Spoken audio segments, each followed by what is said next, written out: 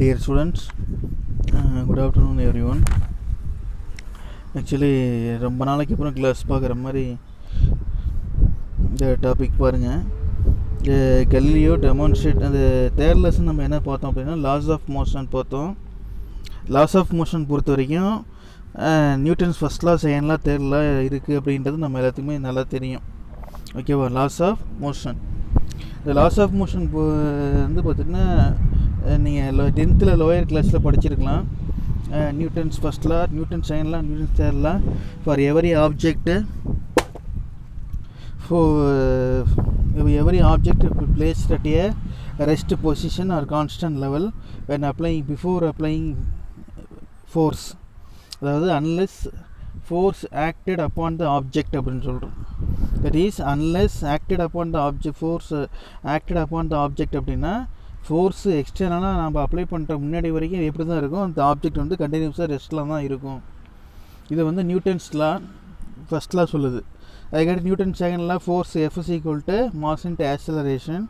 And third law வந்து பார்த்தீங்கன்னா third law என்ன சொல்லுது, Newton's third law every reaction is equal to opposite reaction every action. Okay, இது எல்லாமே நம்ம படிச்சிருக்கோம் லோயர் கிளாஸில். பட் அதை பேஸ் பண்ணி Galileo demonstrate his own idea using the following the simple experiment. When a ball rolls from the top of an inclined plane அப்படின்னு சொல்கிறோம். inclined plane அப்படின்னா என்ன எழுதிக்கிங்க, சாய்வாக இருக்கக்கூடிய ஒரு plane. inclined plane to its bottom, after reaching the ground it moves some distance and continues அப்படின்னு சொல்கிறோம். இப்போது what's the meaning that we consider this is the inclined plane.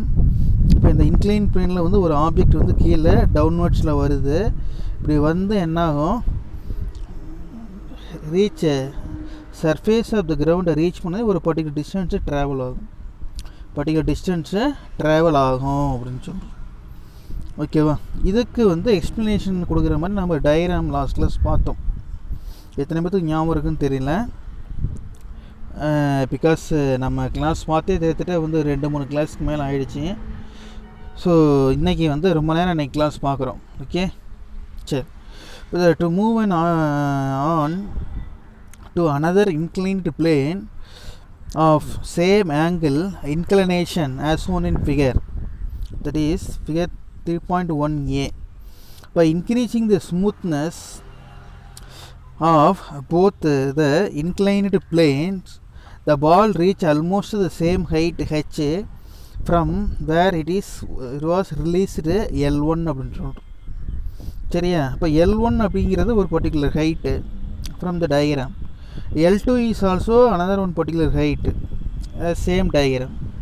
Okay, the second plane L2, the motion of the ball is then observed varying the angle of inclination of second plane keeping the same smoothness அப்படின்னு சொல்கிறோம்.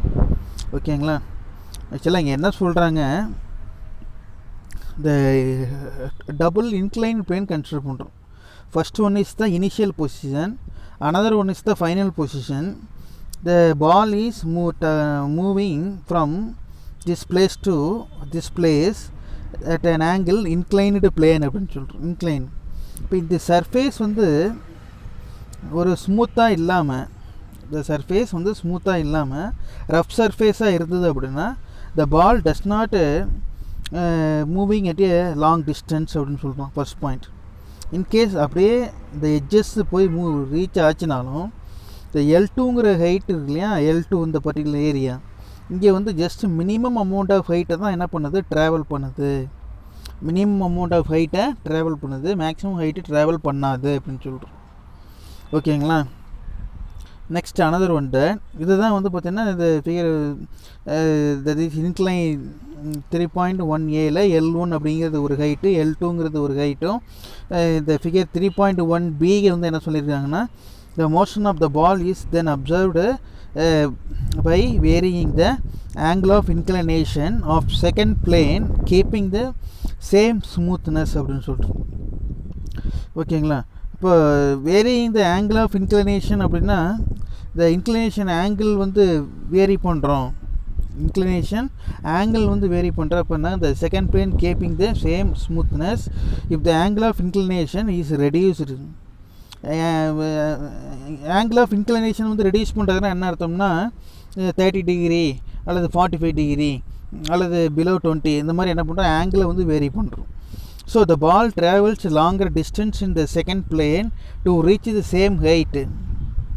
When the angle of inclination is made to 0, the ball moves forever in the horizontal direction அப்படின்னு சொல்கிறோம். அப்போ 3.1D. Sir என்ன sir, ஆக்சுவலாக இங்கே வந்து நீங்கள் பார்த்தீங்கன்னா ஒரு 4 டயக்ராம் நீங்கள் அண்டர்ஸ்டாண்ட் பண்ணிக்கிறீங்க, அவ்வளோதான். இது வந்து எக்ஸாம் பாயிண்ட் ஆஃப் வியூவில் வந்து ஒரு 1 மார்க்கோ 3 மார்க்கோ கூட கேட்க மாட்டாங்க. ஜஸ்ட்டு வந்து இட் இஸ் அ ஸ்டோரி. சரியா, இட் இஸ் ஏ ஸ்டோரி. என்ன ஸ்டோரி? ஃபஸ்ட்டு டயக்ராம் பாருங்கள். இனிஷியல் பொசிஷன் ஃபைனல் பொசிஷன் பார்க்குறீங்க. L1 இருக்குது, L2 இருக்குது. L1 கம்பேர் பண்ணுறப்ப L2வோட ஹைட்டு கம்மியாக இருக்குது. Because of the reason first point இந்த ரஃப் சர்ஃபேஸ் அப்படின்னு சொல்கிறோம். நெக்ஸ்ட் செகண்ட் டயக்ராம் பாருங்கள். L1 and L2 is same height. L1 and L2 is என்னது? Same height. அது ஏன் சேம் ஹைட் அப்படின்னா the surface along the surface வந்து ஸ்மூத் எண்ட் அப்படின்னு சொல்கிறோம். அலாங் த சர்ஃபேஸ் இஸ் என்னது? வெரி ஸ்மூத்தாக இருக்குது. ஸோ வந்து என்னது? ஸ்மூத் சர்ஃபேஸாக இருக்கிறதுனால த பால் ரீச்சஸ் த என்னது? Fast and final position L2 போயிட்டு திருப்பி கீழே வரும் அப்படின்னு சொல்கிறோம். இது second diagram. Next third one, இந்த ஆங்கிள் வந்து என்ன பண்ணுறோம்? சேஞ்ச் பண்ணுறோம். ஆங்கிள் வந்து என்ன பண்ணுறோம்? சேஞ்ச் பண்ணுறோம். இதை நான் முதல்ல சொன்னேன் இல்லையா, 30 டிகிரி அல்லது 45 டிகிரியோ அல்லது 20 டிகிரியோ. அப்போ ஆங்கிள் சேஞ்ச் பண்ணுறப்ப என்ன ஆகுது? இனிஷியல் பொசிஷன் வந்து என்ன ஆகுது? இந்த சர்ஃபேஸில் பட்டு initial position of the particle the object வந்து சர்ஃபேஸில் பட்டு இது இந்த லெவல் இருக்கு இல்லையா, ஸ்மூத் சர்ஃபேஸ், அதில் போயிட்டு என்ன ஆகும்? என்ன ஆகுது? ஃபைனல் பொசிஷன் போய் டச் ஆகுது, ரீச் ஆகுது. அது ரீச் த மேக்ஸிமம் பொசிஷன். இந்த பர்டிகுலர் பொசிஷனில் மேக்ஸிமம் பொசிஷனில் என்ன சார் ஆகும் அப்படின்னா என்ன ஆகுது? அந்த L2 L1 கம்பேர் பண்ணுறப்ப இந்த ஆங்கிள் சேஞ்ச் ஆகிறப்ப என்னது? இந்த ஃபைனல் பொசிஷன் வந்து பார்த்திங்கன்னா என்ன ஆகுது? நம்ம டயக்ராமில் இருக்க மாதிரி ஒரு பர்டிகுலர் டிஸ்டன்ஸ் வந்து என்ன ஆகுது? வேரி ஆகுது. அதாவது இனிஷியல் டயக்ராம் கம்பேர் பண்ணுறப்ப, இனிஷியல் பொசிஷன் கம்பேர் பண்ணுறப்ப the final position of the ball வந்து பார்த்திங்கன்னா என்னது? லாங் டிஸ்டன்ஸுக்கு ட்ராவல் ஆகிருக்கும் அப்படின்னு சொல்கிறாங்க. இது வந்து third diagram. Next another one, in case அந்த இன்க்ளைன்டு பிளேனே இல்லை, ஃபைனல் பொசிஷன் இன்க்ளைன் பிளேனே இல்லை அப்படின்னா த பால் கோஸ் என்னது? இன்ஃபினிட்டி, அதாவது ஸ்ட்ரெயிட் லைனில் மூவ் ஆகுது. தட் இஸ் இனிஷியல் பொசிஷனில் இருந்து பால் இன்க்ளைன் பிளேனில் வந்து பட்டு அந்த சர்ஃபேஸில் பட்டு ஸ்மூத் சர்ஃபேஸில் பட்டு என்ன ஆகுது? இது ஸ்ட்ரெயிட் லைனில் போகுது அப்படின்னு சொல்கிறோம். அவ்வளோதான். ஓகேவா? இது மாதிரி வேரியஸ் டயக்ராம்ஸ் கொடுத்துருக்காங்க. இதை வந்து யார் சொல்கிறா? Who was discover the scientist அப்படின்னா கலீலியோ அப்படின்ற சயின்டிஸ்ட் சொல்கிறார். Galileo's experiment with the second plane, that is same inclination of the angle. First a diagram. Second increased ஸ்மூத்னஸ்னால் என்ன அர்த்தம்? ஸ்மூத்னஸ் ரஃப்பை வந்து என்ன பண்ணுறேன்? ரஃப்பாக இருக்கக்கூடிய நடுவில் இருக்கக்கூடிய அந்த ரஃப்னஸ் இருக்கு இல்லையா, அந்த ரஃப்னஸை வந்து ஸ்மூத்னஸ்ஸாக கன்சிடர் பண்ணுறோம். அப்போ ஸ்மூத்னஸ்ஸாக கன்சிடர் பண்ணுற என்ன ஆகும்? இந்த ஆப்ஜெக்ட் வந்து ஒரு சேம் டிஸ்டன்ஸ் L1 ஹைட்டும் L2 ஹைட்டும் வந்து என்னது? சேம் ஹைட்டாக இருக்கும் அப்படின்னு சொல்கிறோம். L1 அண்டு L2 தான் என்னது? சேம் ஹைட் அப்படின்னு சொல்கிறோம். Next one, with reduced the angle of inclination அப்படின்னு சொல்கிறோம். ஆங்கிள் ஆஃப் இன்க்ளினேஷன் என்ன அர்த்தம்? ஆங்கிளை வந்து ரெடியூஸ் பண்ணுறப்ப என்ன ஆகுது? அந்த L2 வந்து reaches the maximum distance. But ஆனால் இனிஷியல் பொசிஷன் கம்பேர் பண்ணுறப்போ என்னது? It is varying another one new position அப்படின்னு சொல்கிறோம். And last one, with the zero of angle of inclination. Angle of inclination அங்கே இல்லை அப்படின்னா இன்ஃபினிட்டி டிஸ்டன்ஸு ஆப்ஜெக்ட்டு மூவ் ஆகுது அப்படின்னு சொல்கிறோம். ஓகே, இது வந்து ஜஸ்ட் இந்த பேரா வந்து என்ன பண்ணுங்கள்? Just for your understanding only. எந்த பேரா? இந்த பேரா இருக்கு இல்லையா, just for your understanding only, என்ன நாட் ஃபார் த எக்ஸாமினேஷன். ஒன்றும் ஒரி பண்ணிக்க வேணால், தெரிஞ்ச வரைக்கும் பாருங்கள். இல்லைனாலும் டவுட் இருந்தாலும் கேளுங்க. மேக்ஸிமம் டவுட் இல்லாத அளவுக்கு நான் சொல்லிட்டேன்னு நினைக்கிறேன். If any doubt ask me. Okay, next one. இது வந்து this is based on the laws of motion அப்படின்னு சொல்லிட்டு. Next another one, the force acted on the horizontal direction from the simple experiment. From the simple experiment Galileo என்ன சொல்கிறாருன்னா, Galileo proved that force is not required to maintain a motion. சரியா, force is not required to maintain a motion சொல்கிறாரு. The same time the object can be motion even without force acting on it. அப்போ the object வந்து can move ஆகணும் at a particular direction, ஒரு particular மோஷனில் move ஆகணும்னா என்னது without force இல்லாமல் act ஆகாது. நல்லா அண்டர்ஸ்டாண்ட் பண்ணிக்கிங்க. அதுதான் நான் இந்த லெசன் ஸ்டார்டிங்லேயே சொன்னேன். ஐ மீன் லெசன் ஸ்டார்டிங்னா என்ன அர்த்தம், இந்த டாபிக் ஆரம்பிக்கிறப்பே சொன்னேன். சரியா, Newton's first law of motion என்ன, unless the force acted upon the object the force continues rest or motion அப்படின்னு சொல்கிறோம். ஓகேங்களா. அப்போது here the Galileo proved that என்ன சொல்கிறாரு, force is not required to maintain a motion. அதை சொல்லிவிட்டு an object can be in motion. அது ஒரு ஆப்ஜெக்ட் வந்து கண்டினியூஸாக மோஷனில் இருக்கணும், மூவிங்கில் இருக்கணும் அப்படின்னா even without A force acting on it அப்படின்னு சொல்கிறோம். Okay, without A force acting on it அப்படின்னு சொல்கிறோம். நெக்ஸ்ட்டு அதுக்கடுத்தது Aristotle coupled the motion of the force while Galileo decoupled the motion of the force. இப்போ மோஷனுக்கும் ஃபோர்ஸுக்கும் ஒன்று டிபெண்ட் பண்ணியிருக்கு அப்படிங்கிறது Aristotle அப்படின்ற சயின்டிஸ்ட் சொல்கிறாரு. சரிங்களா. சரி, அது என்ன சொல்ல வராங்க என்ன அப்படிங்கிறத அடுத்த டாபிக் பார்க்கலாம். அடுத்த டாபிக் என்ன அப்படின்னா page number first page, second page, second பேஜ்லேயே பாருங்கள். சாரி, இது second page. The Newton's laws. இப்போ நியூட்டன்ஸ் தான் இந்த டைட்டிலோட, ஐ மீன் இந்த சப்ஜெக்டோட இந்த தேர்ட் லெசனோட ஹீரோவை யாருன்னா நியூட்டன் தான். சரியா, தேர்ட் லெசனுக்கு ஹீரோ யார், நியூட்டன் தான். ஓகேவா. சரி, இப்போ ஃபஸ்ட் லெசனுக்கு ஹீரோ யாருன்னு கேட்காதீங்க. ஃபஸ்ட் லெசனில் வந்து பெருசாக யாரும் டைமென்ஷனல் ஃபார்முலா தான் பார்த்தோம், லென்த்து மாசு டைம் எல்லாம் பார்த்தோம் இல்லையா. அதில் ஃபஸ்ட் லெசனில் வந்து பர்டிகுலராக நேம் மென்ஷன் பண்ணி சொல்கிற மாதிரி சயின்டிஸ்ட் நேம்லாம் இல்லை. ஆம்பியர்லாம் இருந்துச்சு, ஆம்பியர் கெல்வின்லாம் இருந்தது, அதில் எல்லாமே இருக்காங்க. எஸ்ஐ ஸ்டாண்டர்ட்ஸ் அப்படிங்கிறது காமன் ஸ்டாண்டர்ட்ஸ். ஸோ ஃபஸ்ட் லெசனில் எல்லாருமே வந்து என்னது தான் இம்பார்ட்டண்ட் கேரக்டர். பட் இந்த நியூட்டன்ஸ் லாஸ் தேர்ட் லெசன் பொறுத்த வரைக்கும் வந்து என்னது நியூட்டன்ஸ் வந்து என்னது இம்பார்ட்டன்ட் டாபிக். சரி, the Newton's analysis the view of the Galileo and other scientist Kepler's, Copernicus and motion provided too much deeper insights of the form of 3 laws அப்படின்னு சொல்லிட்டு. இப்போ நியூட்டன்ஸ் லா தெரியும், யாருக்காவது தெரியும்? நியூட்டன்ஸ் லா தெரியாமல் இருக்கா? நியூட்டன்ஸ் லா இப்போ வந்தாப்புலேருந்து 3 தடவை சொல்லிட்டேன். ஐ மீன் இந்த கிளாஸ் என்ட்ரி ஆனாப்புலேருந்து சொல்லிட்டேன். Every object continues to be the state of rest or uniform motion with a constant velocity unless there is a external force acting on it அப்படின்னு சொல்லிட்டு. ஓகேவா. Every object continues to be in the state or rest or uniform motion அப்படின்னு சொல்லிட்டு. எந்த ஒரு ஆப்ஜெக்ட்டுமே கண்டினியூஸாக இருந்தாலும் சரி, continues to be in the state of rest or uniform motion unless there is external force acting on it அப்படின்னு சொல்கிறோம். சரியா. that is this inability of object to move on its own or changes its state of motion is called inertia அப்படின்னு சொல்கிறோம். ஓகேவா. இனர்ஷியானா என்ன, the inability of the object அப்படின்னு சொல்கிறோம். ability of the objectனா என்ன, inability of the objectனா என்னன்னு first தெரிஞ்சுக்கணும். ஓகேவா. the inability of the object to move in the its own or changes அப்படின்னு சொல்கிறோம். ஓகேவா. அப்போ சேஞ்சை இப்போ இதுக்கான இந்த டெஃபனிஷன் நான் பாருங்கள் சிம்பிளாக சொல்லிடுறேன். ஒரு ஆப்ஜெக்ட்டு கண்டினியூஸாக இருக்குதுன்னு வச்சுக்கிங்களேன், எக்ஸ்டர்னலாக ஒரு ஃபோர்ஸ் அப்ளை பண்ணுறதுக்கு முன்னாடி வரைக்கும் அது எப்படி தான் இருக்கும், யாராவது சொல்ல முடியுதா? ஒரு ஆப்ஜெக்ட்டு ரெஸ்ட்டில் இருக்குது அப்படின்னா எக்ஸ்டர்னலாக ஒரு ஃபோர்ஸ் அப்ளை பண்ணுறதுக்கு முன்னாடி வரைக்கும் அது எப்படி தான் இருக்கும், ரெஸ்ட்டில் தான் இருக்கும்.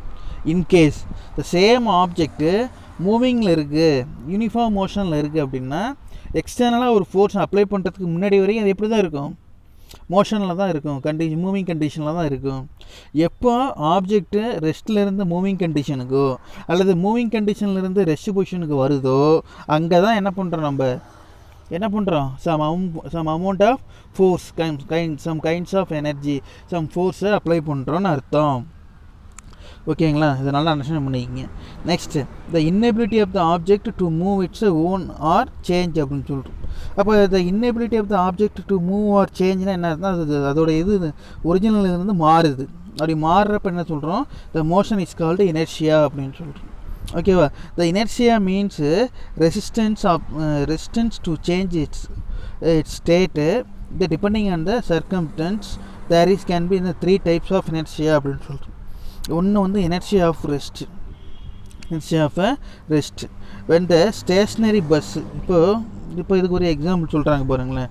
இப்போ இந்த ஸ்டேஷ்னரி பஸ்னால் என்ன அர்த்தம்? நிலையாக இருக்கக்கூடிய ஒரு bus starts to move the passenger experiences sudden backward push due to inertia the body, அதாவது the passenger will try to come to for another rest position, continue with state of rest while the bus move forward அப்படின்னு சொல்கிறோம்.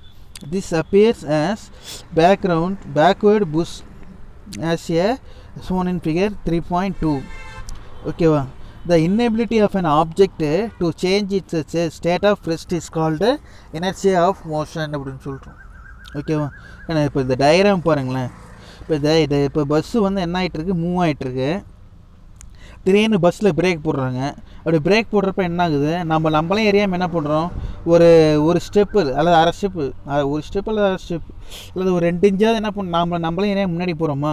அப்போ நம்ம பாடி and bus ரெண்டுமே என்ன ஆகும்?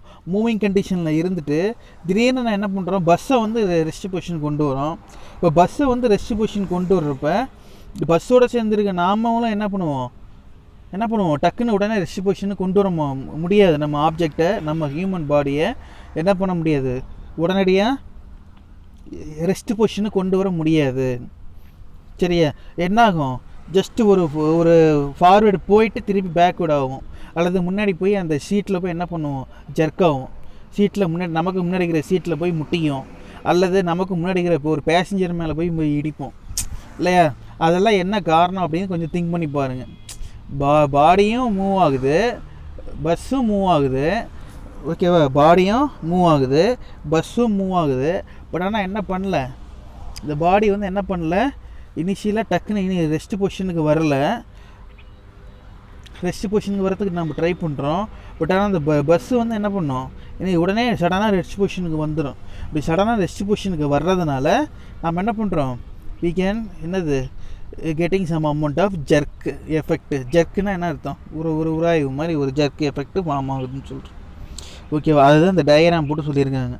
த passenger experience a backward push due to inertia of rest அப்படின்னு சொல்கிறோம். அதுக்கடுத்து இனர்ஷியா ஆஃப் மோஷன் பாருங்கள். when the bus is motion and if the brake is applied suddenly, break வந்து சடனாக போடுறோம், the passenger moves forward and hit against from the front seat. அதான் முதல்ல நான் இப்போ சொன்னேன் இல்லையா அந்த கான்செப்ட். இப்போ in this case the bus comes to stop while a body continues to move forward due to property of inertia அப்படின்னு சொல்லிட்டு. சரி, அப்போ இது வந்து இந்த இனர்ஷியாவோட ஒரு ப்ராப்பர்ட்டி. எல்லோரும் டிக்ஷனரியில் என்ன பண்ணுங்கள்? இனர்ஷியானா தமிழில் என்ன கொடுத்துருக்காங்க அப்படிங்கிறது தொலைவி எடுத்து எனக்கு வாட்ஸ்அப் பண்ணுங்கள், மெசேஜ் பண்ணுங்கள். ஓகேவா? ஆக்சுவலாக இது வந்து it is inability of material அப்படின்னு சொல்லிட்டு, இன்னெபிலிட்டி ஆஃப் த நேச்சர் அப்படின்னு சொல்லிட்டு. ஓகேவா? The inability of an object to change its state of uniform speed. இப்போ ஒரு யூனிஃபார்ம் ஸ்பீட் அல்லது கான்ஸ்டன்ட் ஸ்பீடில் மூவ் ஆகிட்டு இருக்கிறது நம்ம என்ன பண்ணுறோம்? Constant speed on its own is called என்னது? இனர்ஷியா ஆஃப் மோஷன் அப்படின்னு சொல்கிறோம். ஓகேவா? ஆக்சுவலாக நம்ம இது பாருங்கள், ஃபஸ்ட் பாயிண்ட் பாருங்கள், inertia of inertia of rest, அதுக்கு அடுத்து இனர்ஷியா ஆஃப் மோஷன். ஓகேவா? இனர்ஷியா ஆஃப் ரெஸ்ட் அப்படின்னா inertia of rest அப்படின்னா when a stationary bus starts to move the passenger experience a sudden backward push. சரியா, பேக்வேர்டு புஷ் அப்படின்றோம்.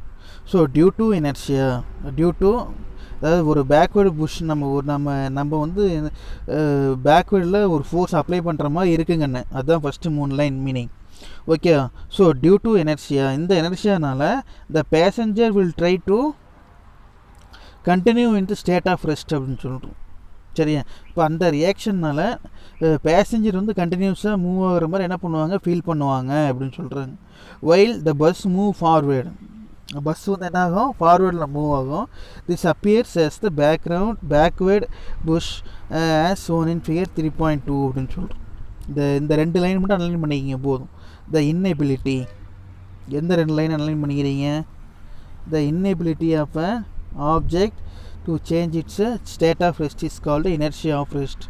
Question கேட்பாங்க, what is inertia of ரெஸ்ட்னு கேட்பாங்க. சரியா, இன்னெபிலிட்டினா என்னது, நம்மளால் inability of an object to change its state of rest. இந்த ஸ்டேட் ஆஃப் ரெஸ்ட்டு வந்து என்ன ஆகுது, திடீர்னு சேஞ்ச் ஆகும். ஸ்டேட் ஆஃப் ரெஸ்ட் வந்து என்ன ஆகும், திடீர்னு சேஞ்ச் ஆகும். That is inertia of rest அப்படின்னு சொல்கிறோம். அதுக்கடுத்து inertia of motion, when the bus is motion and if the brake is applied suddenly passengers move forward and the against the front seat na jerk ஆகி மோதுறது. so in this case the bus comes to stop here while the body continues to forward to do the property of the inertia shown in figure. அதெல்லாம் வேணாம். the inability of the object changes uniform state of uniform speed அப்படின்னு சொல்லுவோம். ஒரு uniform ஸ்பீடில் constant ஸ்பீடில் போகிறது வந்து என்ன ஆகுது, சேஞ்ச் ஆகுது. That is inertia of motion. அதுக்கடுத்து இனர்ஷியா ஆஃப் டைரக்ஷன். இப்போ இனர்ஷியா ஆஃப் டைரக்ஷன் பாருங்கள், when a stone is attached to a string. இதுக்கு இனர்ஷியா ஆஃப் டைரக்ஷனுக்கு வந்து ஒரு எக்ஸாம்பிள் பார்த்தீங்கன்னா, ஒரு லேடி வந்து என்ன பண்ணியிருக்காங்க, ஒரு கல்லை வந்து என்ன பண்ணியிருக்காங்க, ரோப்பில் கட்டி இது சுற்றுறாங்க. சரியா, அப்படி சுற்றுறப்ப என்ன ஆகுது, whirlingனா என்ன அர்த்தம்னா சுற்றுறது. when a stone is attached to a string is in whirling. சரியா, அப்படி whirlingனா சுற்றுறது motion. and is string cut suddenly. அவங்க கையிலேருந்து கட் ஆகி திடீர்னு சடனாக ஸ்டோன் வெளியில் போயிடுச்சுன்னு வச்சுக்கோங்க.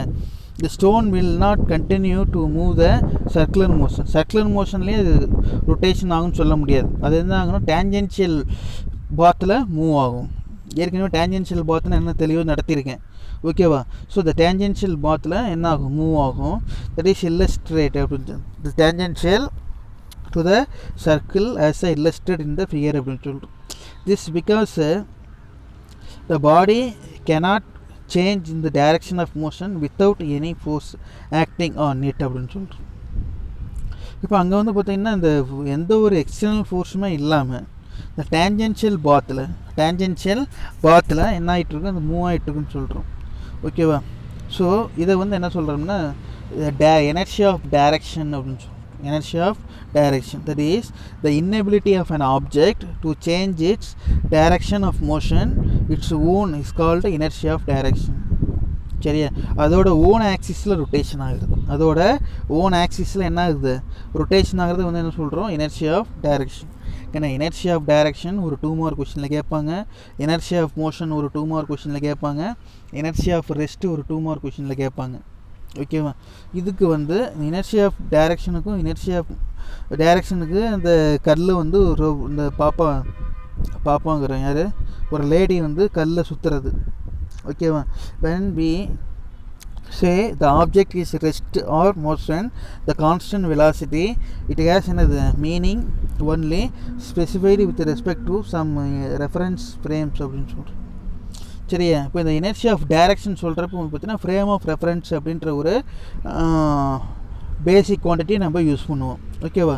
இன் physics any motion has to stated with respect to the reference frame அப்படின்னு சொல்கிறோம். இந்த ரெஃபரன்ஸ் ஃப்ரேம்னா என்னென்னு தெரியுதா, ரெஃபரன்ஸ் ஃப்ரேம்னா எக்ஸ் ஆக்சிஸ் ஒய் ஆக்சிஸ் சொல்லுவோம் இல்லையா, எக்ஸ் ஆக்சிஸு ஒய் ஆக்சிஸு இல்லையா, எக்ஸ் அண்டு ஒய் அப்படின்னு சொல்லுவோம். இப்போ இந்த எக்ஸ் ஆக்சிஸு 0. இது வந்து என்னது y ஆக்சிஸு. இதை வந்து என்ன சொல்லணும், ஃப்ரேம் ஆஃப் ரெஃபரன்ஸ். ஓகேவா? இப்போ இனர்ஷியா ஆஃப் டைரக்ஷன் அப்படிங்கிறப்ப இந்த டேஞ்சென்ஷியல் பாத் ரொட்டே, இப்போ ஒரு சர்க்குலர் பாத்தில் ரொட்டேஷன் ஆகுதுன்னு வச்சுக்கிங்களேன்.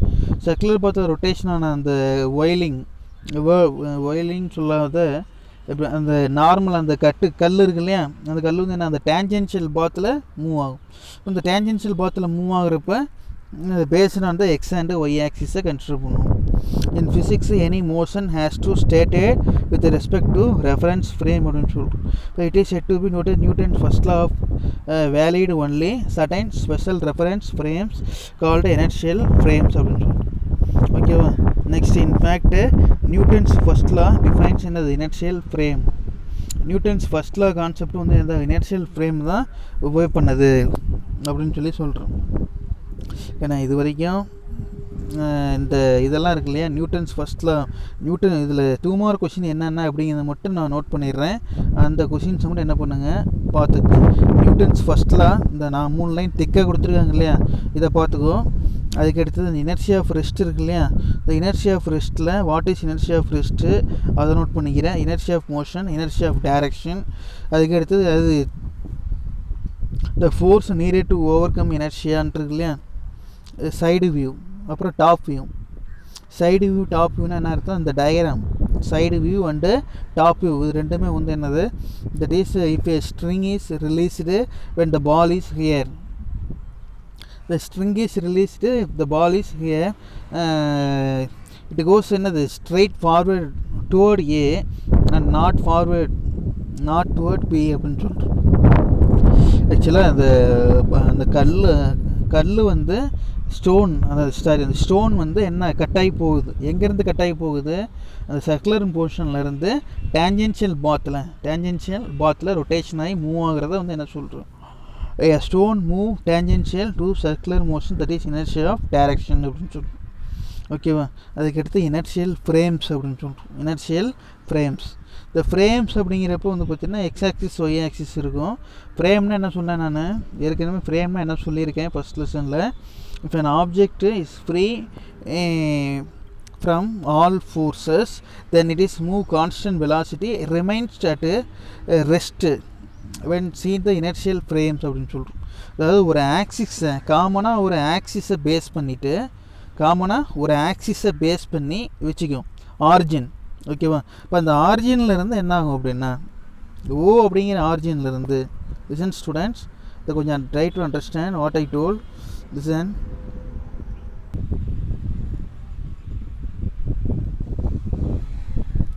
சரி, next for all physics experiment in calculation, for making the conclusion we analyze the only horizontal motion of the object. There is no horizontal force that act on the it அப்படின்னு சொல்கிறோம். சரியா?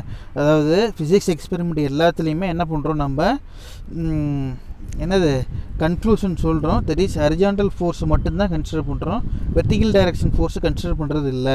ஏன்னா vertical direction force அப்படிங்கிறப்ப என்னது, இது gravitational force is constant for all place அப்படின்னு சொல்கிறோம். சரியா? So the gravitational force in the downward direction and is normal in the upward direction சொல்கிறோம்.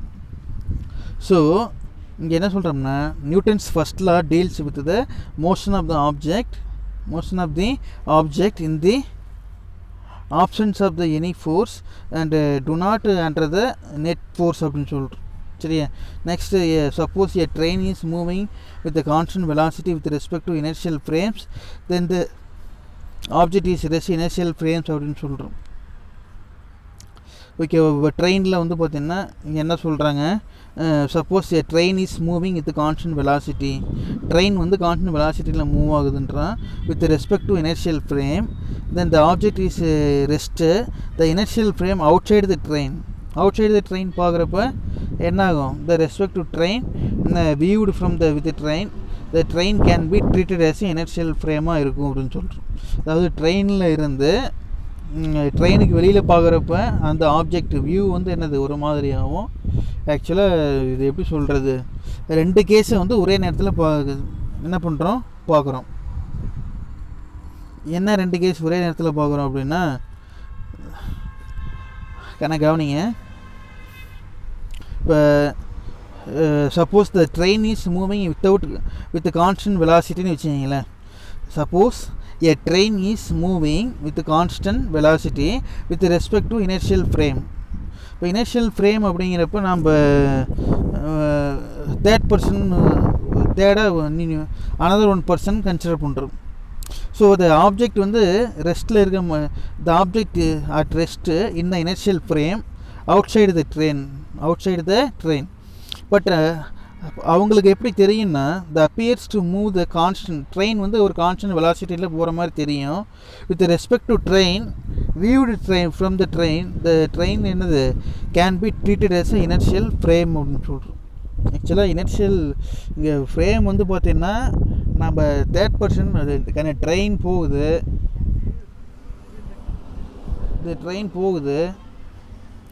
சரியா, இந்த ட்ரெயினு போகுது.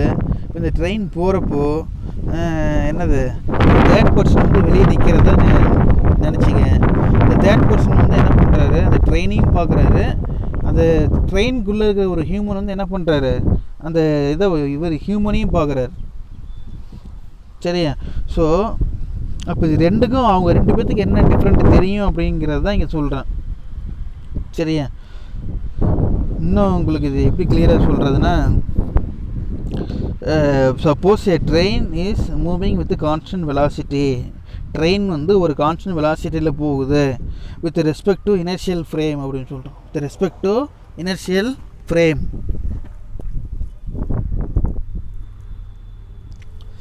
With the inertial frame, but outside the train appears to move with the constant velocity. Outside train பார்த்தீங்கன்னா என்னது ஒரு constant வெலாசிட்டியில் move ஆகிறதா நினச்சிக்க சரியா. இப்போ viewed from within the train அப்படின்னா ட்ரெயினுக்குள்ளே அந்த ஹியூமனுக்கு வந்து எப்படி தோணுதான் the train has treated as a inertial frame சரியா. ஆல் இனர்ஷியல் ஃப்ரேம் எல்லா ஃப்ரேமுமே என்னது moving with constant velocity relative to each other. அதாவது ஒன்றா இன்னொன்று டிபெண்ட் பண்ணியிருக்குங்கண்ணே. நீங்கள் எல்லாத்தையும் போட்டு குழப்பிக்க வேணாம். ஒரே ஒரு இடத்துல ஒரே ஒரு கான்செப்டை மட்டும் புரிஞ்சுக்கிங்க. ட்ரெயினுக்குள்ளே ஒரு ஹியூமன் இருக்கார், ட்ரெயினுக்கு வெளியில் ஒரு ஹியூமன் இருக்கார். இதை ரெண்டு பேர்த்தையுமே ஒரு தேர்ட் பர்சன் ஒருத்தர் ட்ரெயினுக்கு வெளியில் வந்து ஒருத்தர் பார்த்துட்ருக்கார். இதை மட்டும் ஞாபகம் வச்சுங்க. ட்ரெயினுக்கு வெளியில் இருக்கிறவருக்கு